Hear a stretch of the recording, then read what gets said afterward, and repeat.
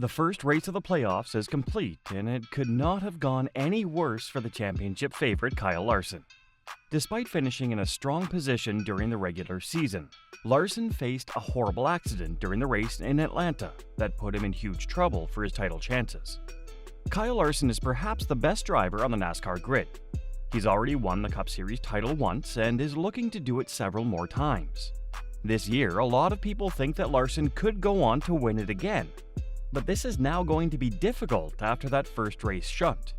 But what is easy is to stay updated on the sport by hitting that subscribe button for our channel. You can now join one of the best NASCAR communities by doing so what are you waiting for? During the race in Atlanta, Larson had everything under control. The car was running well, he didn't have much traffic around him, but suddenly the car just snapped and lost control.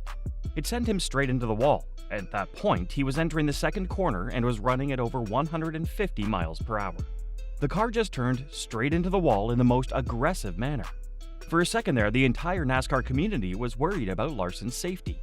But thankfully, everything was fine as the safety systems were able to protect him. "Thankfully, everything held up well inside the car," Larson said. "That was a huge hit. I'm not really sure, what caused it. I was actually sort of tight-loaded in the corner. That was pretty far out of the corner and stepped out. I don't know, it just all happened really fast. There was no warning at all," Larson said. "If anything, I was getting tighter and tighter. Yeah, it just caught me way off guard. I was never once, even in that same corner, loose. It just started stepping out, and I overcorrected and just overcorrected." Even now, it's unclear what really caused Larson's car to snap the way it did. NASCAR will be taking a close look at that accident to see what caused it and to rectify the error for upcoming seasons. Even if they can't stop that sort of snap from happening, they will need to find a way to slow it down so the impact is less aggressive. As Larson hit the wall, he rebounded back into the racing line where he caught Chase Briscoe, who was cruising and thinking nothing was going to happen. Both these drivers are fighting to stay in the next round of the playoffs. That's NASCAR. You can be on top one week and you can be at the very bottom of the mountain the next week, Briscoe said. "It's unfortunate. I thought our car was an adjustment away from being pretty good. We weren't very good at all balance-wise, and I still felt like I was able to kind of run right there around the 7th to 12th place guys. I was watching my outside getting into one because somebody kept trying to get to my outside and was probably a little late just trying to see the 5-car wrecking. I didn't expect anybody to wreck because they weren't really too wide, and then I saw the smoke and tried slowing down. I knew he was coming down the racetrack and just kept trying to feed the thing left and slow it down, and I couldn't get left quick enough, and then he kind of started sliding back down the track at the very last minute. So I tried to turn back right to avoid him and just KO'd him. It was a big hit, one of the biggest hits I've had in a long time. I'm glad I'm all right, and we just have to go win. That's what we had to do at Darlington, and I know we're capable of doing it again. So we'll just have to go to Watkins Glen and Bristol and try to do the same." Chase Briscoe was cruising in the race, not expecting something like this to happen. The race was at a stage where there were not a lot of battles going on. There were a few car lengths of gap between each of the cars on the grid. And Kyle Larson is a very talented driver, and no one expected something like this to happen to him. But I guess even the best of the best make mistakes at times. Since Briscoe was able to see the smoke down the road, he was able to slow down his car and reduce the impact when he did crash into Larson. Luckily, neither driver had any serious injuries. However, Briscoe was complaining about some groin pain. The guys here know how painful that can be. This accident has made it difficult for Larson and Briscoe to qualify for the next round of the playoffs, but things are much worse off for Briscoe than Larson. Although Kyle Larson got a bonus of 40 points for his impressive regular season performance, he will still have problems during the first round. He scored only 1 point in Atlanta and can't afford to make any more mistakes in the next couple of races. The easiest way for him to advance to the next round would be for him to win the next race at Watkins Glen, but that would be a bit complicated. Watkins Glen is a road course, and these circuits generally provide unpredictable racing in NASCAR. So Larson's best opportunity would be to qualify on pole and control the race from there. But still, it would be difficult for Larson to do that throughout the race. Briscoe will also find it difficult to qualify for the next round. The SHR driver qualified for the playoffs in the very last round of the regular season.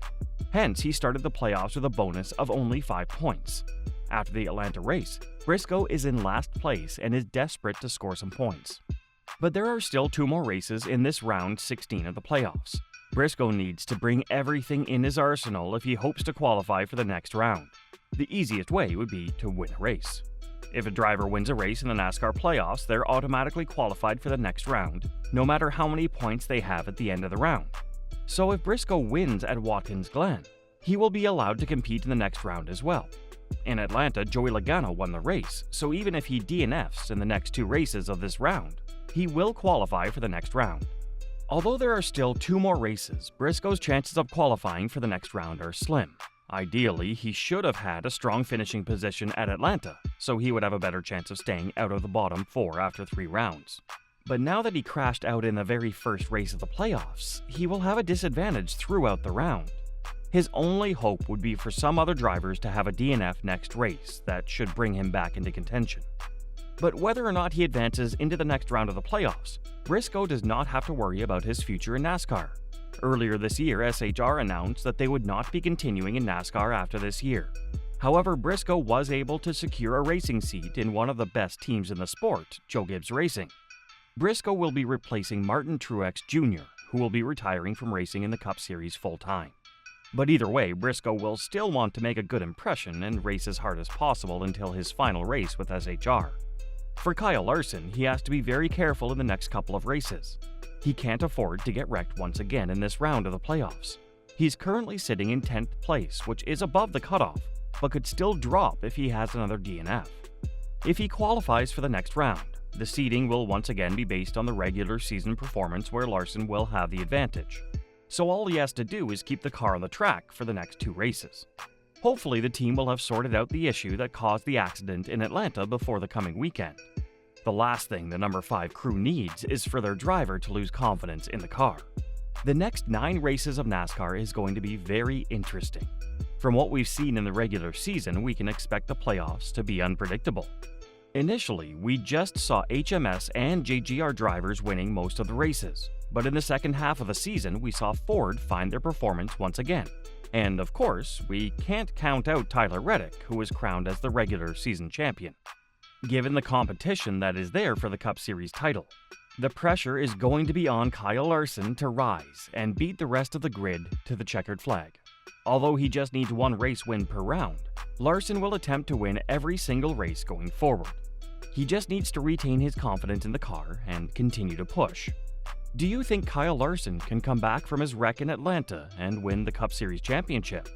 Also, do you think Chase Briscoe can qualify for the next round of the playoffs this season? Post your thoughts in the comments section below.